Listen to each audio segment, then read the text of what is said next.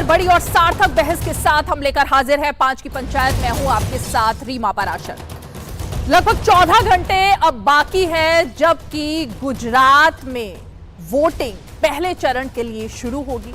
मतदाता निकलेंगे और वोट डालेंगे। इस बार का जो गुजरात का चुनाव है वो कई मायनों में बहुत ज्यादा अहम है। वैसे तो हर चुनाव अहम होता है, लेकिन इस बार इसलिए गुजरात की चर्चा इतनी ज्यादा है कि हर बार जो मुकाबला बीजेपी और कांग्रेस के बीच होता था, 27 साल का जो बीजेपी का रिकॉर्ड है, उसके खिलाफ इस बार बीजेपी के ये जो तमाम कैंपेन रहा, इसके खिलाफ कांग्रेस प्रचार कर रही थी। लेकिन बीच में आ गई आम आदमी पार्टी और ये कहने लगी आम आदमी पार्टी कि वो कांग्रेस को खा जाएगी इस चुनाव में। अब खाएगी या नहीं खाएगी ये बात तो जनता तय करेगी। लोकतंत्र में जनता का मत ही अहम होता है। लेकिन वो चुनाव जो मुद्दों से शुरू हुआ, कई अहम मुद्दों से शुरू हुआ, ये कहा गया कि जनता के से जुड़े हर मुद्दे को उठाने की कोशिश होगी, लेकिन अब वो मुद्दे कहां चले गए, ये एक बड़ा सवाल है। क्योंकि उन मुद्दों के बीच में एक बार जब ये बात आ जाती है कि कौन कृष्ण के वंशज हैं, फिर एक बात आ जाती है जब प्रधानमंत्री पर लगातार हमले किए जाते हैं, पर्सनल अटैक किए जाते हैं कांग्रेस के नेताओं की तरफ से, और फिर ये बात आती है शब्दावली को लेकर, तो चर्चा कुछ और ही चली जाती है। एक मोड़ ले लेता है ये चुनाव, जिस पर आज हम चर्चा करने की कोशिश करेंगे। लेकिन आज जो कई अहम मुद्दे रहे, क्योंकि जो सेकंड फेज का जो इलेक्शन होगा, यानी काउंटिंग जब होगी, उसको लेकर कुछ मुद्दे सामने आए और तब एक बात सामने आई कि क्या यह चुनाव फिर से भटक गया है। जरा सुन लेते हैं उन बयानों को जिनको लेकर आज सुबह से सुर्खियां बनी। याद करिए, 20 वर्ष पहले इसी गोधरा में राम भक्तों को अयोध्या में राम मंदिर निर्माण के लिए अपने आप को बलिदान देना पड़ा था, और प्रधानमंत्री मोदी जी का यशस्वी नेतृत्व और दृढ़ इच्छा शक्ति, जिस प्रकार का यशस्वी नेतृत्व मिल रहा है, आज इसका परिणाम है कि अयोध्या में भगवान राम के भव्य मंदिर के निर्माण का कार्य प्रारंभ हो चुका है। अयोध्या में भगवान राम का भव्य मंदिर भारत की आस्था का सम्मान भी है और गोधरा के राम भक्तों के प्रति सम्मान का भाव भी है। तो उत्तर प्रदेश के मुख्यमंत्री योगी आदित्यनाथ जब आज रैली कर रहे थे, तब उन्होंने इस बात का जिक्र किया। उन्होंने गोधरा की बात की, उन्होंने राम मंदिर की बात की और राम भक्तों को श्रद्धांजलि की बात की। एक और मुद्दा जो 2 दिन से चर्चा में रहा, वो था कांग्रेस के अध्यक्ष मल्लिकार्जुन खड़गे का प्रधानमंत्री पर दिया गया वो बयान, जिसको लेकर चौतरफा वार बीजेपी कर रही है। आज जब रक्षा मंत्री राजनाथ सिंह पहुंचे थे गुजरात में, तो उन्होंने पलटवार किया कांग्रेस के इस बयान पर। जरा एक बार उस पर भी नजर डालते हैं। जिस प्रकार के अपशब्दों का प्रयोग आज के कांग्रेस के अध्यक्ष के द्वारा किया गया है, इसे मैं केवल आज के कांग्रेस के अध्यक्ष मिस्टर खड़गे की ही सोच का परिणाम नहीं मानता हूं, बल्कि पूरे कांग्रेस के नेतृत्व की जो जमात है, यह उसकी सोच का परिणाम है। प्रधानमंत्री कोई व्यक्ति नहीं होता है, प्रधानमंत्री स्वयं में एक संस्था होता है। तो रक्षा मंत्री राजनाथ सिंह, इससे पहले बीजेपी के अध्यक्ष जेपी नड्डा, उन्होंने भी यही बात कही थी, और अमित शाह जब आज गुजरात में थे तब उन्होंने भी ये बात कही। लेकिन ये तमाम मुद्दे तो वो रहे जो चुनावी मुद्दे थे, जिनको लेकर अब तक प्रचार चल रहा था। लेकिन जब आज कांग्रेस के नेताओं ने एक प्रेस कॉन्फ्रेंस की, तो उन्होंने कुछ और ही तरफ इस प्रचार को मोड़ दिया है। हमला सीधे सीधे मीडिया पर, ओपिनियन पोल्स पर किया है। क्या हमला है वो और किस तरह का डर है, उस पर तो हम बात करेंगे, लेकिन जरा सुन लेते हैं कांग्रेस के प्रवक्ता आलोक शर्मा ने किस तरह की बात कही। Media channels psychological game play कर रहे हैं गुजरात की जनता के साथ, और ये गुजरात की जनता को गुमराह करने का एक तरीका भाजपा ने ढूंढा है। तो गुजरात की जनता क्या इतनी नासमझ है कि मीडिया अब तय कर रही है कि किसको वोट देना है, किसको वोट नहीं देना है? जरा इस पर चर्चा करने की कोशिश करेंगे, क्योंकि अब जो चुनाव है वो मुड़ गया है किसी और तरफ, और किसी और ने वो नहीं मोड़ा है, बल्कि मोड़ा है कांग्रेस ने। कांग्रेस के लिए तो तमाम सवाल अब खड़े हो ही रहे हैं। एक सवाल तो यही अब तक पूछा जा रहा था कि क्यों प्रचार में, जब चारों तरफ से आंधी झोंकी जा रही थी, बीजेपी की तरफ से, आम आदमी पार्टी की तरफ से, तो कांग्रेस के नेता तो गायब थे। और अब जब अंतिम दिनों में प्रचार में लौटे हैं, या हम कहें शुरू किया है उन्होंने प्रचार, तब फिर मुद्दे अब ये शुरू हो गए, मीडिया पर हमला, ओपिनियन पोल्स पर हमला। और ये तमाम हमले जब कांग्रेस कर रही है तो उसके पीछे किस तरह क्या एक डर है, या कोई शिकन है, या घबराहट है, यही जानने की जरा हम कोशिश करेंगे। हमारे साथ बेहद ही खास मेहमानों का पैनल जुड़ेगा, लेकिन जरा एक उस बयान पर भी नजर डाल लेते हैं जो कि उत्तर प्रदेश के मुख्यमंत्री योगी आदित्यनाथ ने गोधरा के अलावा एक और बड़ा बयान आज दिया था पब्लिक के बीच में जाकर। जरा उस बयान पर नजर डालते हैं, उसके बाद मैं अपने मेहमानों से परिचय कराऊंगी। क्या कांग्रेस रहती तो क्या कश्मीर से धारा 370 हट पाती? कांग्रेस रहती तो क्या अयोध्या में भगवान राम का मंदिर बन पाता? काशी में काशी विश्वनाथ धाम का निर्माण हो पाता? और कोरोना कालखंड में भाई बहन आकर के आपका हालचाल लिए थे क्या? तो फिर चुनाव के समय ही ये क्यों दिखाई देते हैं? तो कांग्रेस पर हमला बोला है आज योगी आदित्यनाथ ने, और उसके अलावा भी कई और मुद्दों पर उन्होंने बात की है। चलिए एक एक करके चर्चा करेंगे। छोटा सा ब्रेक ले लेते हैं, ब्रेक के बाद फौरन लौटेंगे और अपनी इस चर्चा को शुरू करेंगे। आप देखते रहिए DD news. REC unleashes the potential of energy. REC funds energy. Funding that catalyzes. Funding that inspires. Funding that transforms. For sustainability and reliability. For investment and development.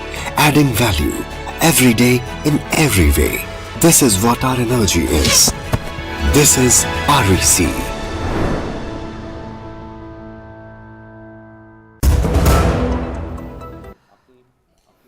तो डीडी न्यूज पर आप देख रहे हैं 5 की पंचायत, और हमारे मेहमान हमारे साथ इस वक्त जुड़ गए हैं। मैं परिचय करा देती हूं। हमारे साथ चारू प्रज्ञा जी हैं जो कि प्रवक्ता हैं भारतीय जनता पार्टी की, और लगातार गुजरात में ऐसा लग रहा है कि तमाम जो प्रचार है और नब्ज टटोलने की कोशिश उन्होंने जाकर की है, फील्ड में रहकर जो उन्होंने पाया है, बीजेपी के प्रवक्ता और नेता होने के नाते जरा उनसे हम चर्चा करेंगे। हमारे साथ प्रगति अहीर जी भी जुड़ गई हैं जो कि प्रवक्ता हैं कांग्रेस पार्टी की, उनसे भी हम चर्चा करने की कोशिश करेंगे। हमारे साथ अकील खान जी हैं जो कि राजनीतिक विश्लेषक हैं और समर्थक हैं आम आदमी पार्टी के।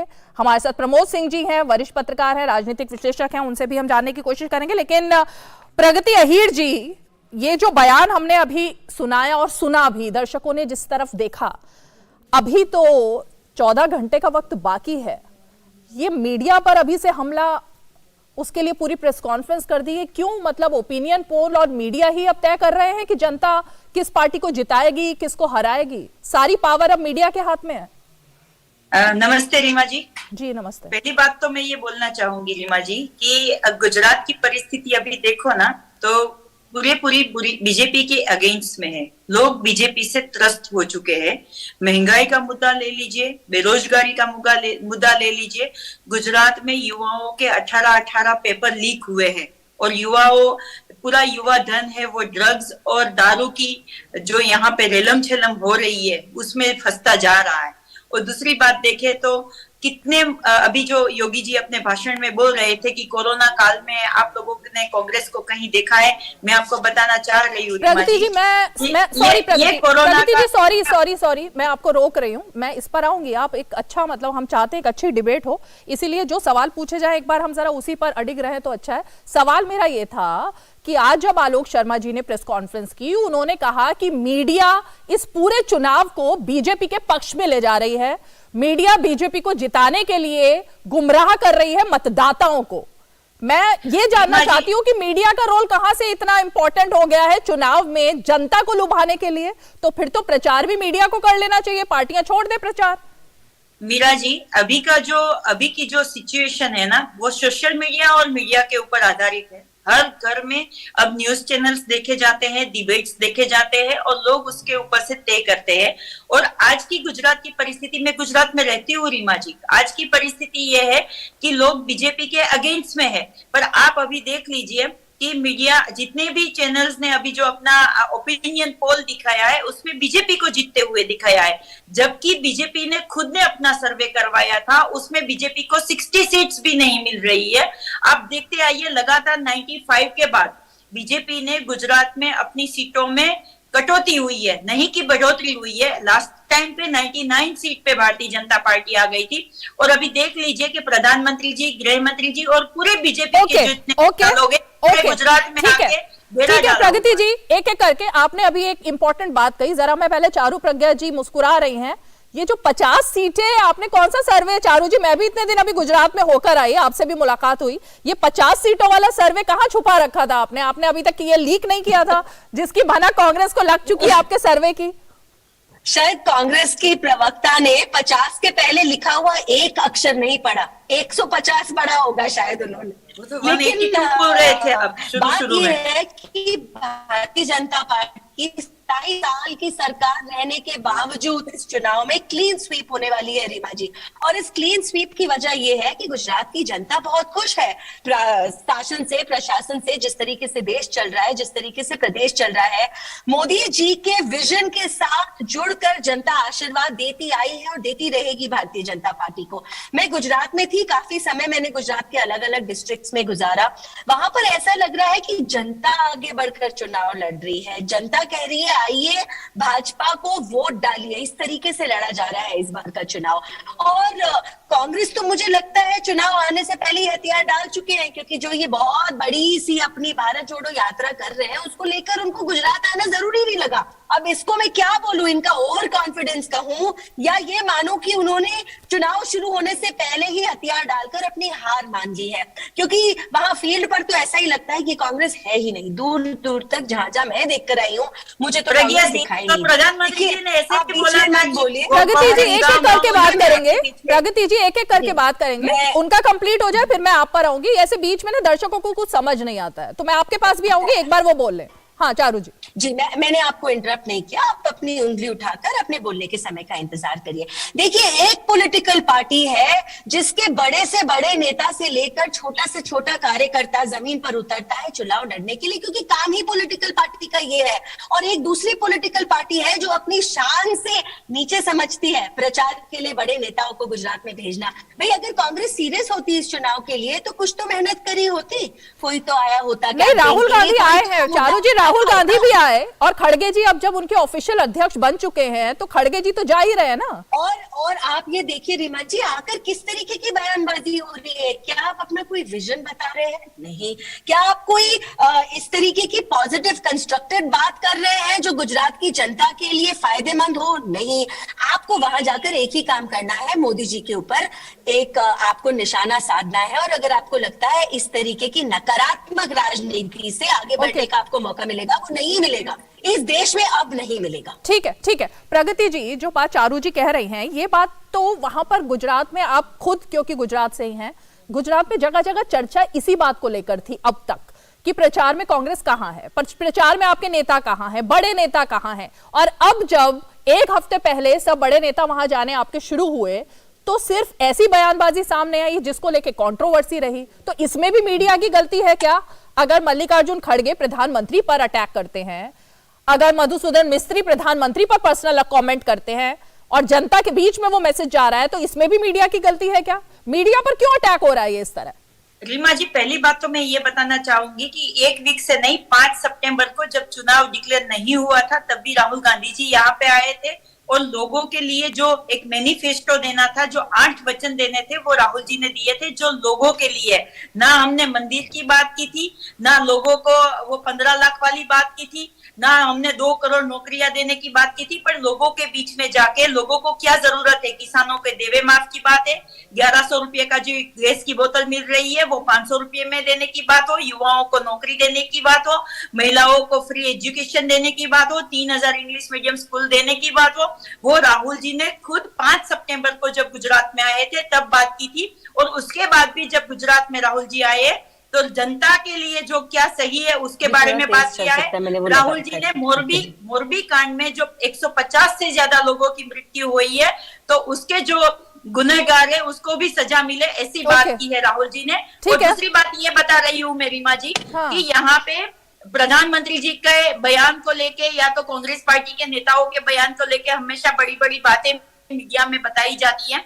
मैं आपको ये बताना चाह रही हूँ कि जब मनमोहन जी प्रधानमंत्री थे तो उसके बारे में ये प्रधानमंत्री जी कितना बोल रहे थे और भारतीय जनता पार्टी के बड़े नेता क्या क्या बयान कर रहे थे।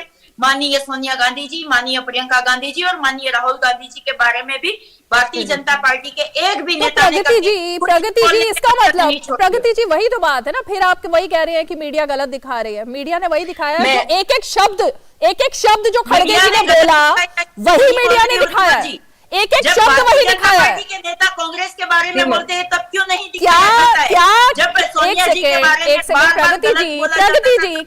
प्रगति जी क्या मधुसूदन मिस्त्री ने प्रधानमंत्री को औकात दिखाने का बयान दिया या नहीं दिया? क्या प्रधानमंत्री को रावण शब्द से संबोधित किया या नहीं किया खड़गे जी ने? इसमें मीडिया कहां से पीछे आ गया? ये दो बयान आए या नहीं आए? रीमा जी 10 सेकंड का समय बहुत बड़ा स्तंभ है। मैं मीडिया से चाहूंगी कि अभी गुजरात में किसानों की परिस्थिति क्या है वो बताइए, गुजरात में युवाओं की परिस्थिति क्या है तो वो प्रगति जी तो खड़गे जी को दिखाना बंद कर दे क्या? प्रगति जी क्या खड़गे जी को दिखाना बंद कर दे?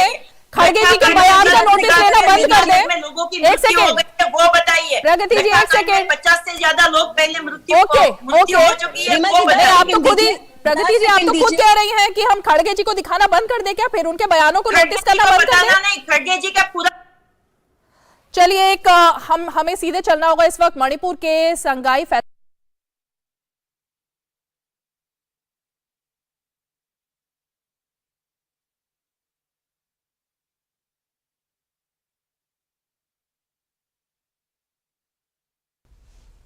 खुरमजरी संगाई फेस्टिवल के सफल आयोजन के लिए मणिपुर के सभी लोगों को ढेर सारी बधाई। कोरोना के चलते इस बार 2 साल बाद संगाई फेस्टिवल का आयोजन हुआ। मुझे खुशी है कि आयोजन पहले से और भी अधिक भव्य स्वरूप में सामने आया। ये मणिपुर के लोगों की स्पिरिट और जज्बे को दिखाता है। विशेष रूप से मणिपुर सरकार ने जिस तरह से एक व्यापक विजन के साथ इसका आयोजन किया वो वाकई सराहनीय है। मैं मुख्यमंत्री एन बीरेन सिंह जी और पूरी सरकार की इसके लिए सराहना करता हूं। साथियों, मणिपुर इतने प्राकृतिक सौंदर्य, सांस्कृतिक समृद्धि और विविधता से भरा राज्य है कि हर कोई यहां एक बार जरूर आना चाहता है। जैसे अलग अलग मणियां एक सूत्र में एक सुंदर माला बनाती हैं, मणिपुर भी वैसा ही है। इसलिए मणिपुर में हमें मिनी इंडिया के दर्शन होते हैं। आज अमृत काल में हमारा देश एक भारत श्रेष्ठ भारत की भावना के साथ बढ़ रहा है। ऐसे में फेस्टिवल ऑफ वननेस इस थीम पर संगाई फेस्टिवल का सफल आयोजन भविष्य के लिए हमें और ऊर्जा देगा, नई प्रेरणा देगा। संगाई मणिपुर का स्टेट एनिमल तो है ही, साथ ही भारत की आस्था और मान्यताओं में भी इसका विशेष स्थान रहा है। इसलिए संगाई फेस्टिवल भारत की जैविक विविधता को सेलिब्रेट करने का एक उत्तम फेस्टिवल भी है।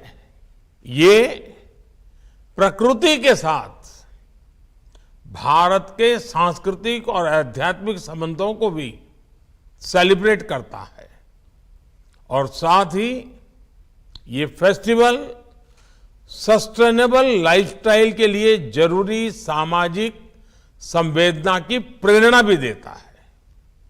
जब हम प्रकृति को, जीव जंतुओं और पेड़ पौधों को भी अपने पर्वों और उल्लासों का हिस्सा बनाते हैं तो को एग्जिस्टेंस हमारे जीवन का सहज अंग बन जाता है।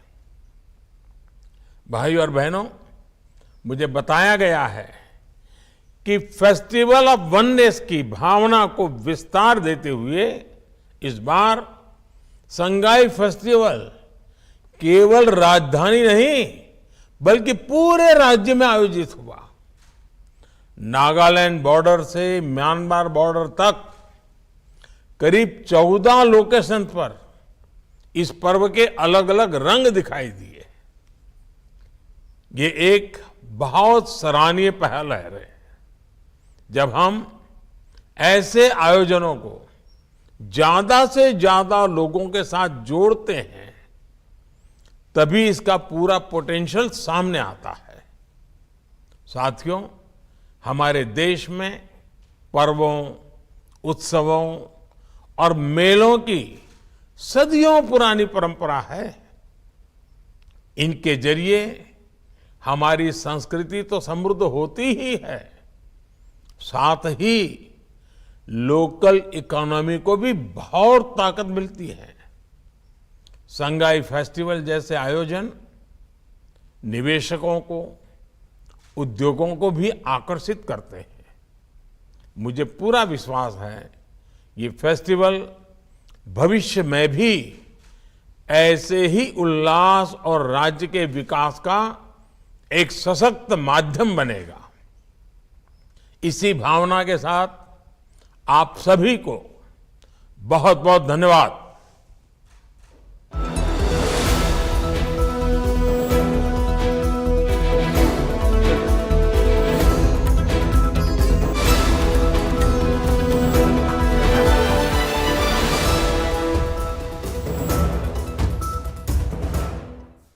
तो मणिपुर के संगाई महोत्सव में प्रधानमंत्री का संबोधन था, जिसमें उन्होंने बताया कि किस तरह से इसका महत्व है, विविधता से भरा हुआ जो ये महोत्सव है उसमें क्या क्या अहम बातें हैं, ये सभी प्रधानमंत्री ने अपने इस संबोधन के जरिए बताया। और चलिए एक बार फिर से शुरुआत करते हैं अपनी इस चर्चा की, जिसमें खास मेहमान हमारे साथ जुड़े हुए हैं। और मैं अब जरा एक बार बहस में ले आती हूँ अकील खान जी को, राजनीतिक विश्लेषक है। अकील जी, जो मुद्दा शुरू हुआ था जिसकी हम बात कर रहे हैं उस पर तो मैं आऊंगी। प्रगति जी से मैं लगातार बात कर रही थी, चारू जी भी कुछ कहना चाहते थे लेकिन आप काफी देर से शांत हैं। शुरुआत मुद्दों को भटकाने की इस चुनाव में आखिर किसने की थी? आम आदमी पार्टी ने की थी।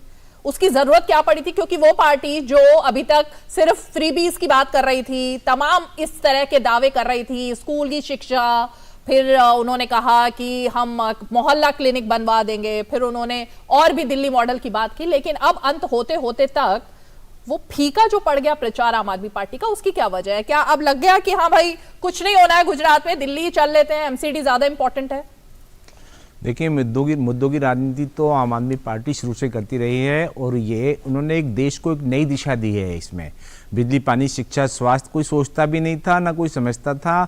और गुजरात की जनता जो है उन्हें भी बड़ा सरप्राइज हुआ कि अभी तक तो ये बात होती नहीं थी हमारे राज्य में, अब ये बात हुई है तो उनको जो मिली, एक ऊर्जा मिली। और जी, एक सेकंड, अभी तक ये बात नहीं होती थी गुजरात में, ये किसने कहा है? तो 27 सालों से क्या जनता ऐसे ही वोट देती रही बिना मुद्दों पर आधारित? जो जनता किस आधार पर फिर चुनती है सरकार को? अगर कोई मुद्दा ही नहीं था अभी तक तो आप कैसी बात कर रहे हैं? सुन लीजिए आप, मैं बताता हूँ, सुनिए आप, 75 साल से पार्टी आने से पहले 75 साल से जो कांग्रेस और भाजपा जो तू डाल में पात की नूरा कुश्ती करती रही है ना, उससे देश का क्या भला हुआ? दुनिया पूरी एकदम किस किस तेजी से डेवलप होकर आगे निकल गई। और हमारे पास में चाइना जो हमसे नीचे था वो हमसे इतना ऊंचा पहुंच गया कि अब हम उस तक पहुंच नहीं सकते। ये 75 साल से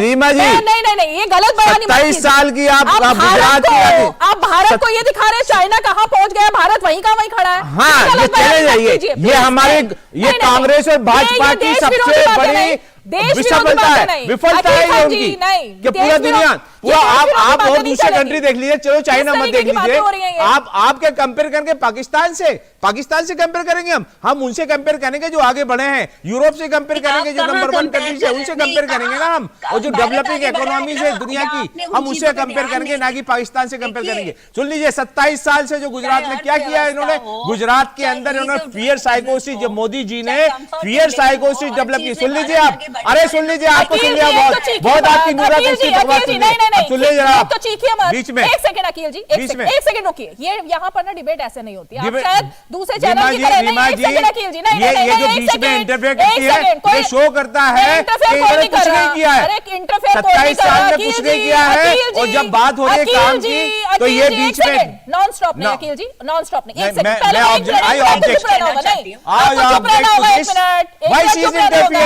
I'm not interfering with her. Okay Charu ji मैं आ रही हूँ आपके पास। आप सुन लीजिए जरा, अखिल जी एक सेकंड पहले मेरी बात होगी, आप 1 मिनट सुनेंगे, 1 मिनट सुनेंगे आप, 1 मिनट शांत रहिए।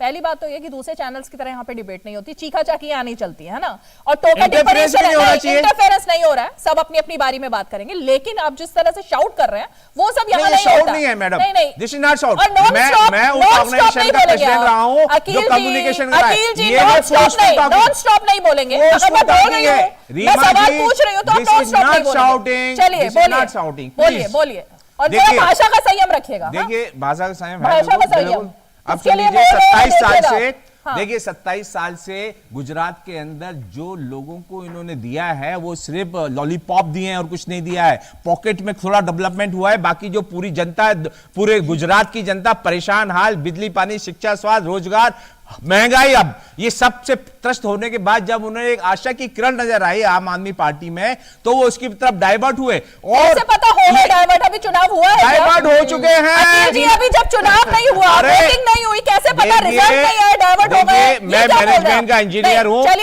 ये चीजें होती है, प्रेडिक्शन होता है, असेसमेंट होता है, अकॉर्डिंग टू सिचुएशन प्रेजेंट, जो जमीन पे सिचुएशन है उसको देख करके आगे का प्रेडिक्शन लाया जाता है।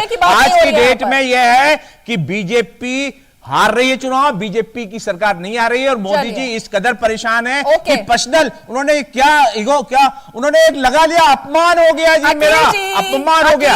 अरे सर आप ये बताइए, आज की रैली, रीमा जी आज की प्रधानमंत्री की रैली देख लीजिए, वो रोड शो कर रहे थे, उसके अंदर केजरीवाल जिंदाबाद के नारे लग रहे थे और मोदी जी का मुंह इतना सा हो रहा था। तो ये अपमान गुजरात की जनता कर रही है उनका, गुजरात की जनता इससे अखिल जी एक एक करके बात करेंगे, अखिल जी आपने बोला, ये 2 सवाल आपने खड़े किए, मैं उससे चारू जी के पास जाती हूँ, लेकिन मैं आपको बता दूं, ये जो आपने नारेबाजी की बात कही ना, प्रधानमंत्री एक सेकंड, आज की बात नहीं है, वो पुराने वीडियो की बात आप कर रहे हैं, और वो वीडियो जिसकी आप बात कर रहे हैं, बीजेपी ने उस वीडियो की सच्चाई भी दिखाई है, तो इसलिए मोफ वीडियो की बात ना करें, उसी वीडियो की बात ना करें। चलिए अखिल जी, मैं ओके दिल्ली छोड़ करके पहुंच गए हैं, दिल्ली दे दिए चीफ सेक्रेटरी को, इससे ज्यादा भयभीत जनता पार्टी और क्या हो सकती है। अखिल जी बाकियों को भी मुझे मौका देना है, ऐसे नॉन स्टॉप इस तरह से नहीं होती डिबेट, ठीक है। चारू जी से मैं जवाब ले रही हूँ, अब आप बीच में मत बोलिएगा प्लीज, वो चारू जी के पास मैं जा रही हूँ, एक एक करके बात होगी। चारू जी, मैं बीच में नहीं बोल रहा हूँ। हाँ ठीक है चारू जी। रीमा जी देखिए, आम आदमी पार्टी किस तरीके की राजनीति करती है वो हम बहुत लंबे समय से दिल्ली में देखते आ रहे हैं, चाहे वो आरटीआई की रिप्लाई हो, वकील जी की तरह मैं बिना फैक्ट्स और बिना आंकड़ों के साथ बात नहीं करती। अगर ये शिक्षा की बात करते हैं तो आरटीआई की रिप्लाईज हमें बताती है कि इन्होंने स्कूल 0 बनाए हैं। अगर ये हेल्थ केयर की बात करते हैं तो वापस आरटीआई की रिप्लाई हमें बताती है कि इन्होंने कोई नया अस्पताल नहीं बनाए। तो वकील जी अब आपकी बातों पर नहीं जाते हैं, एक एक करके सर, मैंने कहा था बीच में मत बोलिएगा, एक एक करके बात करेंगे। नहीं 1 मिनट पहले उनको आंकड़े देने दीजिए, आपके पास आऊंगी उसके बाद जवाब के लिए, बीच में नहीं बोलेंगे आप जी। चारू जी, और आपको पता है सबसे कमाल की बात क्या है रीमा जी, इन सारी आरटीआई की रिप्लाईज लिखने वाले आम आदमी पार्टी सरकार के ही लोग हैं। तो या तो ये अपने अफसरों को को झुटला दे, एलजी या फिर ये मान ले कि जिस तरीके से ये एलजी राजनीति कर रहे हैं ये बहुत ही झूठी ओछी एलजी काला राजनीति अंग्रेज कर रहे हैं। इनसे हमने पूछा आप एडवर्टाइजमेंट पे कितना खर्चा करते हैं और एक बच्चे की स्कॉलरशिप पे कितना करते हैं। भाई स्कॉलरशिप 20,000 की होगी ना तो 20 लाख रुपए का उस पे एडवर्टाइजमेंट होता है। खैर वो छोड़िए, अब तो बातें उससे आगे बढ़ चुकी है। अब चाहे पैसों के घोटाले की बात हो, शराब घोटाले की बात बोलिए जेल के अंदर सरकार चलाने की बात, तो ये बातें आम आदमी पार्टी की हमारे सबके सामने आ चुकी है। ठीक है, मैं वापस गुजरात पर आना चाहूंगी रीमा जी। हाँ, हम जरा गुजरात पर ही रहे तो ज्यादा अच्छा है। मैं आपको एक वीडियो के बारे में बताती हूँ। मैं आपको एक वीडियो के बारे में बताती हूँ। गुजरात में एक वीडियो है जहां पर आम आदमी पार्टी का प्रचार करने वाले लोगों ने जनता को मारा पीटा है। क्यों? क्योंकि वहां पे मोदी जी का नाम लिया गया। अगर ये वीडियो अकील खान ने देखी ना हो तो वो जाए इंटरनेट पर ढूंढ ले। उसके बाद कंप्लेंट चारू जी मुझे आपको रोकना पड़ा क्योंकि आपके सिग्नल्स का इशू। एक सेकंड अकील जी, एक मिनट अकील जी, चारू जी आपके सिग्नल्स का इशू है। चारू जी आपके बैड सिग्नल्स हैं। आई थिंक आप थोड़ा सा अपना सिग्नल्स का इशू ठीक कर लीजिए। वो कुछ भी आपकी बार फ्रीज हो रही है वीडियो। मैं आती हूँ आपके पास। प्रमोद जी को मैं डिबेट में लाना चाहूंगी। प्रमोद जी, ठीक है, मैं जरा जिस मुद्दे से मैंने शुरुआत की थी एक बार मैं फिर से उसी पर आती हूँ क्योंकि आप राजनीतिक विश्लेषक के साथ साथ वरिष्ठ पत्रकार भी हैं। ये जो कांग्रेस ने वोटिंग से एक दिन पहले दांव खेला है आज प्रेस कॉन्फ्रेंस करके कि मीडिया जो है वो बहका रही है वोटर्स को बीजेपी के पक्ष में। इससे पहले राहुल गांधी का एक बयान आता है कि सोशल मीडिया कंपनियां जो है वो किसी को चुनाव जिता या हरा सकती हैं। एक दिन पहले ये क्या बौखलाहट है कुछ कांग्रेस की? कोई डर है कांग्रेस का या क्या वजह है कि ये दांव आज खेल दिया है मुद्दों से अलग हटकर? देखिए, जब आपके पास कहने को कुछ नहीं है, जमीन खिसक रही है आपके पैर के नीचे से, तब ऐसे बयान आते। और आप सोशल मीडिया को कंपनियों को आप दोष देने लगे। उसके पहले कुछ दिन पहले वेबसाइट ने मेटा के ऊपर हेड जॉब किया था, उनको मुंह भागने की जगह नहीं मिल रही है, फर्जी स्टोरी गढ़ी थी उन्होंने।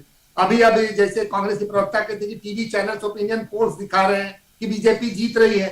जो ओपिनियन पोल्स हम लोग भी कंडक्ट करते हैं, जमीन पे होते वही बताते हैं। आज जब 8 तारीख को रिजल्ट आएगा आपको पता लग जाएगा कौन कहाँ किस पानी में कौन सच बोल रहा है कौन झूठ बोल रहा है। कितनी बार ओपिनियन पोल्स गलत भी हुए हैं ना। नहीं, आप मेरी बात तो सुनिए ना। 8 तारीख को आप आइएगा इसी चैनल पे, हम दोबारा आपसे बात करेंगे। और अभी जो खड़गे जी ने जो प्रधानमंत्री पे हमला किया, कांग्रेस के नेताओं को उनके ही लोग सोशल मीडिया पे लोग जर्नलिस्ट भी कहते हैं भाई आप डायरेक्ट हमला मत किया करो, वो आपको नुकसान पहुंचाता है। 2007 में मौत का सौदागर जो हुआ था और कांग्रेस ने पूरे ताकत लगा दी थी 2007 में मोदी को हराने के लिए, मोदी वन। उसके बाद से कांग्रेस गायब हो गई गुजरात से। आप जो कह रहे हैं आप जमीन पे है नहीं वहां पे, जल्दी निकालिए यहाँ से, सिग्नल नहीं आता है। और अभी जो अकील खान साहब, अकील खान साहब भी हमारे दोस्त राजनीतिक विशेषज्ञ, जैसे आम आदमी ने, भाई हम भी दिल्ली में रहते हैं, ऐसा कौन से एजुकेशन में आपने ऑक्सफोर्ड यूनिवर्सिटी को फेल कर दिया? गुजरात में 27 साल से क्या वहां पे एजुकेशन नहीं? आप जरा वहां की स्कूल जाके देख लीजिए। पानी वहां पे साउथ गुजरात में नहीं था। सुरेंद्रनगर पंपिंग स्टेशन पे चले जाइए, नर्मदा का पानी उठा के पाइप के थ्रू कैसे एक एक घर में पहुंचता है। आपके पास दिल्ली में पानी है नहीं, आप हरियाणा उत्तराखंड में आप सबको फ्री देने बोलना चाहूंगी। 1 घंटा पानी नहीं आ रहा, 1 घंटा पानी नहीं आ रहा। हम लोग भी, हम कहीं लंदन में रहते हैं, पड़ोसी है। अरे तो इस समय जो मुद्दों की बात कर रहे हैं ना, बात है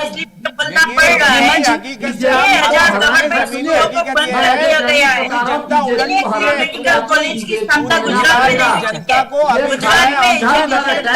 प्राइवेटीकरण किया गया है, ऑप्शन मिला है तो अभी पूरी बीजेपी परेशान हो चुकी है और भयभीत जनता पार्टी बन चुकी है। अभी ये क्वेश्चन है सबसे बड़ी कि जमीन के ऊपर जो है भारतीय जनता पार्टी का जो अभी तक 27 साल का जो आधार था, एक एक करके बात करेंगे, किसी को कुछ समझ नहीं आएगा। प्रमोद जी, अकील जी और प्रगति जी एक एक करके बात करेंगे, बीच में नहीं। लेकिन अकील खान जी, एक सेकंड, अकील खान जी जो आप बात कर रहे हैं, हाँ, आम आदमी पार्टी वहां पे सोशल मीडिया पे जो ब्लिट्जक्रिग का विज्ञापन है, उनके लोग कारपेट बॉम्बिंग करें, उनसे आपको लग रहा होगा। अब मेरा मानना है कि वोट कांग्रेस के ही काटेंगे। ओके, ठीक है, वोट किसके काटेंगे? लेकिन प्रगति जी, ओके, आम आदमी पार्टी और अच्छा कर रही। जल्दी से चारू जी एक रिएक्शन बात है, जल्दी से, बहुत जल्दी आपका से। फ्रीज हो गया था, आप कुछ रिएक्शन दे रही है चारू जी, मैं फिर प्रगति जी के पास जाऊंगी। मैं बहुत ही जिम्मेदारी के साथ रीमा जी एक बात बोलना चाहती हूँ कि जो लोग ये कहते हैं कि जनता को समझ नहीं आ रहा प्रदेश में क्या चल रहा है, मैं उनको कहना चाहूंगी कि इस तरीके की बातें ना करें। भारत की जनता बहुत समझदार है। समझदार जनता ने निर्णय लिया है कि 27 साल तक भारतीय जनता पार्टी की उनको सरकार चाहिए और आने वाले 5 सालों के लिए भी वो फिर भारतीय जनता पार्टी को चुनने के लिए तैयार बैठे हैं। तो अच्छा रहेगा अगर आप अपने आप को जनता से ज्यादा समझदार ना माने, आप पार्टी से आपको हाथ जोड़कर सर झुकाकर वोट मांगना चाहिए, उनको ज्ञान नहीं बांटना चाहिए। ठीक है, वैसे भी मुझे लग रहा था कि यहाँ पर सब लोग या तो नेता है या राजनीतिक विश्लेषक है। मुझे नहीं पता था कि मैंने अकील खान जी के रूप में कोई सेफोलॉजिस्ट भी यहाँ रख दिया है जो बता रहे हैं कि मतलब जनता ने क्या मन बना लिया है, जनता कहाँ वोट देने जा रही है, जनता का मन क्या है, देश में क्या चल रहा है, सब कुछ पता है अकील खान जी को। लेकिन मैं अकील खान जी आपके पास आऊंगी जरा एक बार। प्रगति जी, हमने इसी पे मैं जवाब दे दूं आपको, आपकी बात के ऊपर जवाब देता हूं मैं। देखिए ये कोई रॉकेट साइंस नहीं है। आप अगर अपने आंख कान खोल के रखते हैं और देश के जो अभी जो राजनीतिक स्थिति है उसको आकलन करते हैं, सही तरीके से एनालिसिस करते हैं आप, तो आप समझ जाएंगे। मैं आपको बताऊं, दिल्ली के चुनाव के टाइम में भी ये पूरे सब लोग मेरा एनजीओ खुद मना करता था कि आप 4-5 सीट से ज्यादा नहीं चलेंगे। उस टाइम मैंने कहा था कि अरविंद केजरीवाल चीफ मिनिस्टर बनेंगे, आम आदमी पार्टी की सरकार आएगी, और आई। वही स्थिति गुजरात में भी है। अभी ये जो 0-0 है गुजरात में, कितनी सीटें आ रही है गुजरात में? अरे गुजरात में मेजोरिटी आ रही है, चीफ मिनिस्टर आम आदमी पार्टी का बनेगा, बीजेपी नहीं आ रही सत्ता में। ये दोनों चीजें नोट कर लीजिए। अच्छा, मतलब सीएम तो ऑब्वियसली जब सीएम हमारा बन रहा है, बीजेपी सत्ता में नहीं आ रही है। जब मेजॉरिटी आपकी आ रही है तो फिर सीएम तो आप ही का बनेगा ना, फिर बीजेपी का कैसे बन जाएगा? और बीजेपी साफ है, रीमा जी कांग्रेस का साफ है, कांग्रेस का रीमा जी कांग्रेस कहीं नहीं है। अभी मैं प्रमोद जी और चारू जी को बोलना चाह रही हूँ कि जो गुजरात में डेवलपमेंट की बात कर रहे हैं कि गुजरात में कांग्रेस को उखाड़ के फेंक दिया था 2007 के बाद, तो मैं आपको बताना चाह रही हूँ कि 1995 में भारतीय जनता पार्टी की 127 सीट थी। उसके बाद लगातार कटौती हो गई, 122 हुई, 112 हुई और 99 पे आ गई। तो 27 साल जो बोल रहे हो ना, उससे आपको पता होना चाहिए कि बीजेपी की कितनी सीटें कम हो रही है। नहीं, लेकिन दूसरी बात ये है कि जब एजुकेशन की बात भारतीय जनता पार्टी करती है तो मैं बोलना चाहूंगी कि यहाँ पे प्राइवेटाइजेशन हो चुका है एजुकेशन का। यहाँ पे 6000 स्कूलों को बंद कर दिया गया है, गवर्नमेंट स्कूलों को। यहाँ गुजरात में एक भी मेडिकल कॉलेज की या एक भी इंजीनियरिंग सरकारी कॉलेज की स्थापना नहीं हुई है। यहाँ पे जितने यहाँ पे जो मेडिकल इंस्टीट्यूट थे उसको भी प्राइवेटीकरण कर दिया गया है। गुजरात में महिलाओं की प्रगति जी, बहुत अहम बात है जो आप कर रही हैं, यही मैं जानना चाह रही हूँ कि जनता से जुड़े मुद्दे तो ये है ना जो आप उठा रही हैं, तो फिर बीच में रावण, फिर बीच में औकात दिखाना, ये मुद्दे क्यों आते हैं? ये मुद्दे क्यों आते हैं? जनता के मुद्दों से भटककर ये मुद्दे क्यों आते हैं प्रगति जी? रीमा जी, मैं आपको उसी का क्लियरिफिकेशन करना चाह रही हूँ कि एक बयान को तोड़ मरोड़ कर नहीं पेश किया जाए। खड़गे जी ने बोला था कि भारतीय जनता पार्टी राम राज्य की बात कर रही थी कि राम राज्य आ जाएगा। 8 साल से केंद्र में बैठे, 27 साल से गुजरात में है, पर राम राज्य की बजाय रावण राज्य जैसा अभी राज्य चल रहा है कि यहाँ पे लोगों की मृत्यु हो रही है। ये बयान नहीं था, ये बयान नहीं था प्रगति जी, ये बयान नहीं था प्रगति जी, ये बयान नहीं था, ये बयान नहीं था प्रगति जी। पूरा बयान हमने कल चलाया, ये बयान नहीं था, सीधे रावण के सिर की बात की थी। ये बयान नहीं था प्रगति जी, ये बयान नहीं था खड़गे जी का। रीमा जी, मैं अपनी टीम से कहूंगी अगर वो बयान मिले तो एक बार जरा हम चलाने की भी कोशिश करेंगे, क्योंकि ये बयान नहीं था जो आप बोल रही है प्रगति जी। हम इसको चलाएंगे। चारू प्रज्ञा जी, मोदी जी को तो हर बार आता है कि कोई मुझे बयान आपने सुनाना है लगता है, लेकिन रीमा जी देखो मैं आपको एक और बात बताती हूँ। कांग्रेस के प्रधानमंत्री की बजाय अभी गुजरात के प्रधानमंत्री बोल रही है प्रगति जी, मैं वो बयान ढूंढ रही हूँ, मैं बयान लेके आती हूँ। चारू जी जरा जवाब दे रही है, आपने जो मुद्दे उठाए ना उसका जवाब दे रही है चारू जी, जल्दी से। जी देखिए, कांग्रेस पार्टी क्या कर रही है, तब राहुल गांधी जी पूरा ढोंग भर के बैठे हुए हैं, पता नहीं वो एक भगवा शॉल पहन के पूजा करने की कोशिश कर रहे हैं, बहुत ही नौसिखिए ढंग से। राहुल जी पद यात्रा से जब बोल रहे थे कि कांग्रेस के लोग रास्ते पे नहीं आते, अब राहुल जी पद यात्रा कर रहे हैं।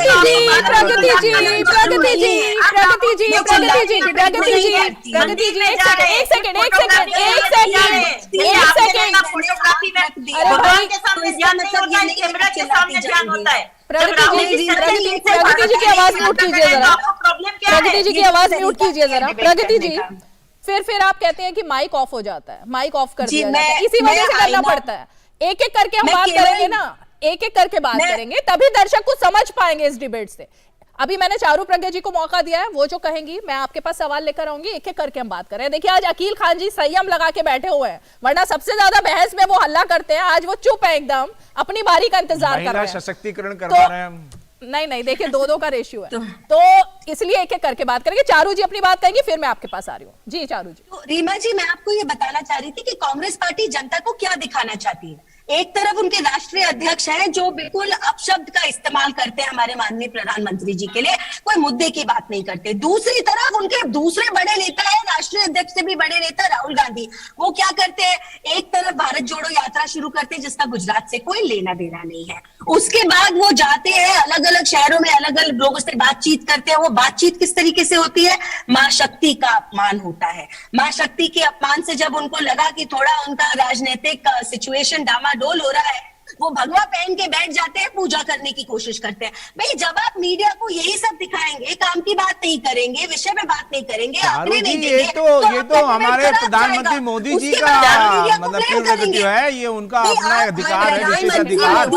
हमेशा मंदिर जाते हैं, वो इस तरह की बातें करते हैं, सारे तरह की टोपियां पहनते हैं, हर तरह के कपड़े पहनते हैं। देखो ये मेरे बोलने की जरूरत भी नहीं है रीमा जी, पूरे विश्व को पता है कि मोदी जी का जो धर्म है वो उनके साथ चलता है, वो चुनाव पे नहीं आता है जैसे मिस्टर गांधी का आता है। चुनाव के समय उनका रिलीजियस टूरिज्म ज्यादा होता है, पॉलिटिकल टूरिज्म कम होता है।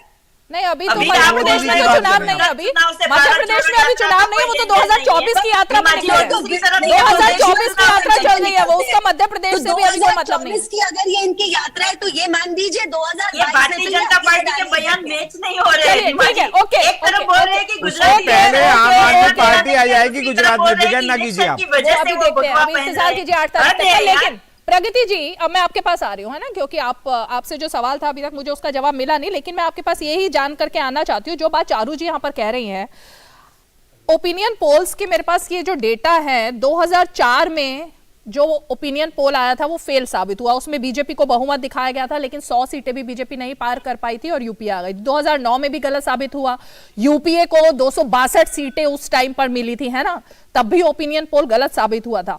मतलब कि जनता ने ओपिनियन पोल के आधार पर वोट नहीं दिए थे, ये मैं आपको बताना चाह रही हूँ। 2014, 2019 में भी ऐसा ही हुआ, तब कुछ और ही कहा गया था, लेकिन देखिए कितना बहुमत बीजेपी को मिलता हुआ दिखा और नरेंद्र मोदी के नाम पर।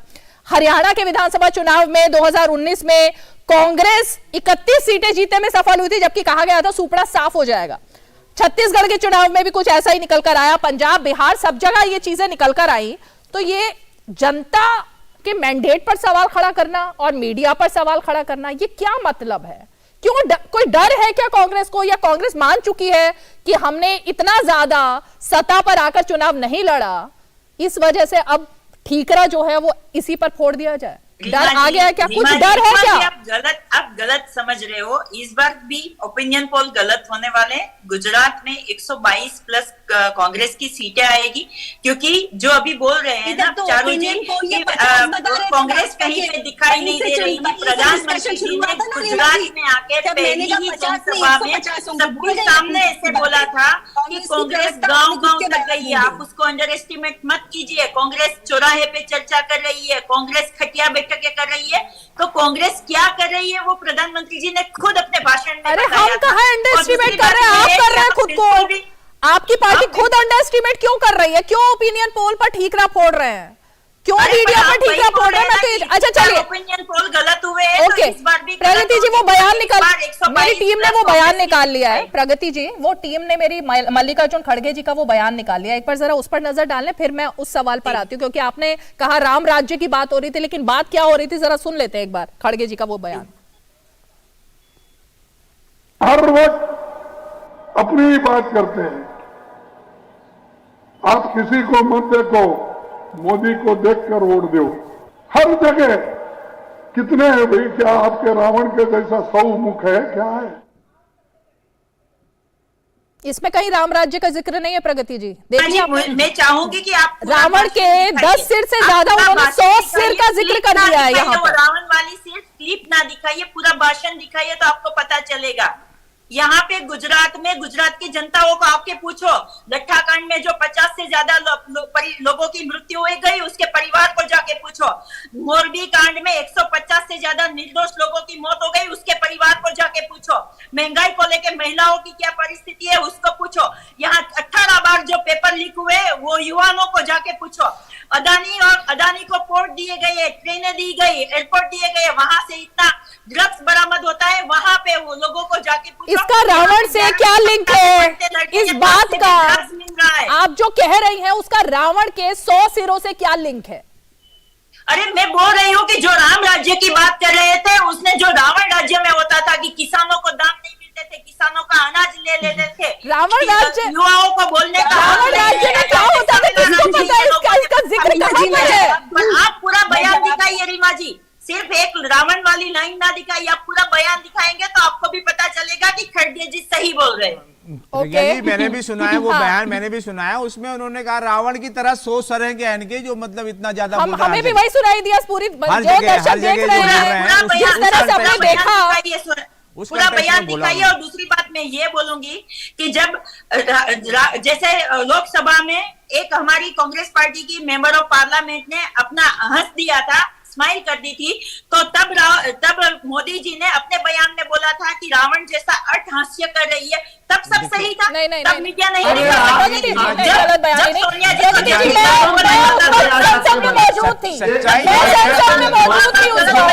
हम कवरेज के लिए मौजूद थे। प्रधानमंत्री ने जिनकी आप बात कर रहे हैं ना रेणुका चौधरी, उनका नाम प्रधानमंत्री ने कहीं नहीं लिया था। मैं उस वक्त खुद संसद भवन में मौजूद थी उस डिबेट को सुनने के लिए, कवर करने के लिए।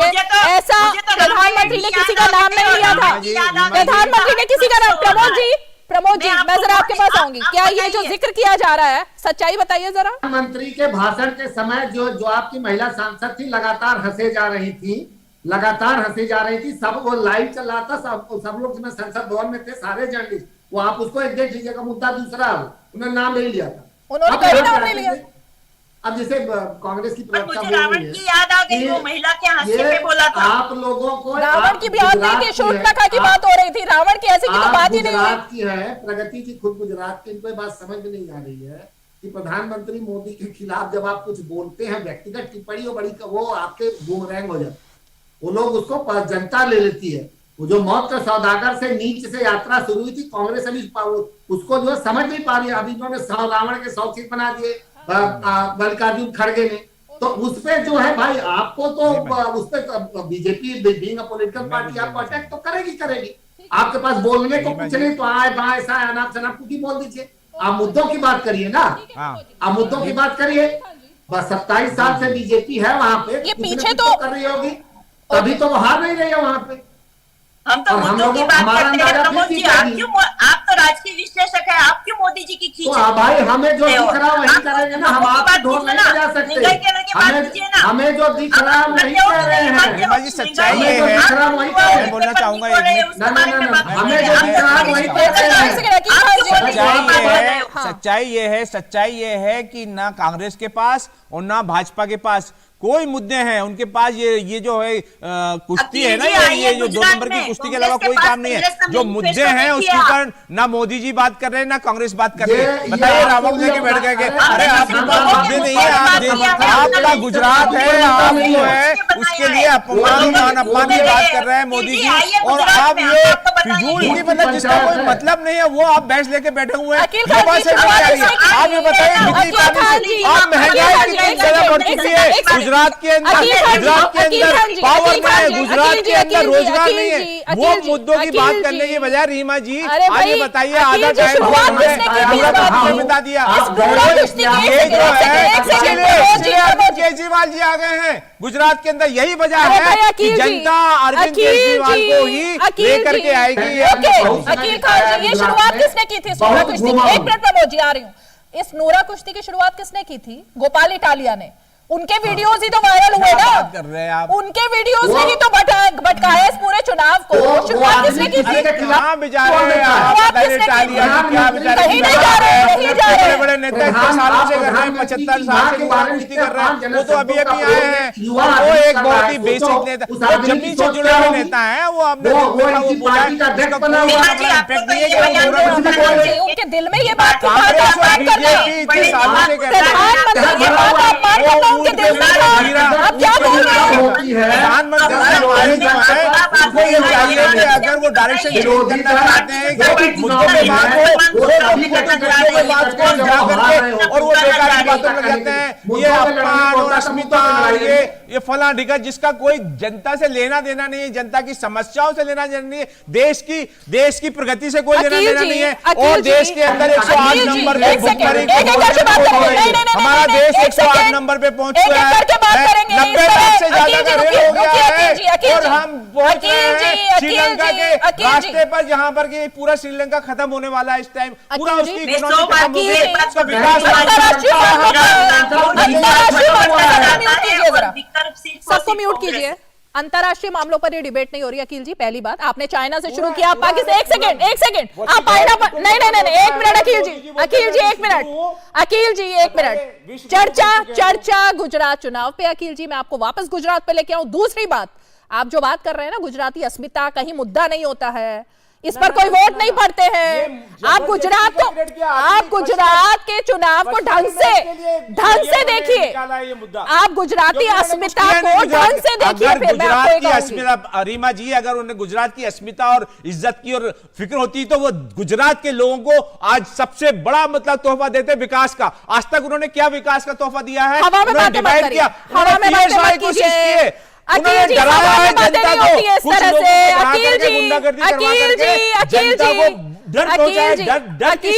अखिल जी, और आज जब अरविंद केजरीवाल आए एक सेकंड अखिल जी, प्लीज अरविंद केजरीवाल। अखिल जी, एक मिनट।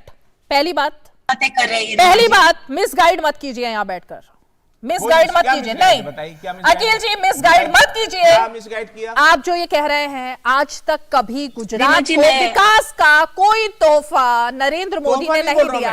विकास नहीं किया। सच में विकास आप गुजरात, आप ये इस तरह से नहीं, विकास नहीं होता। नहीं, इस तरह से मिसगाइड नहीं करेंगे आप। अकील खान जी, के अंदर हुआ है, पंजाब में हो रहा है, वही विकास मुझे आपको फ्रेम से हटाना पड़ेगा। आप अगर नॉन स्टॉप बोलेंगे, आप नॉन स्टॉप बोलेंगे अखिल जी, आप नॉन स्टॉप बोलेंगे तो मुझे फिर आपका माइक ऑफ करना पड़ेगा।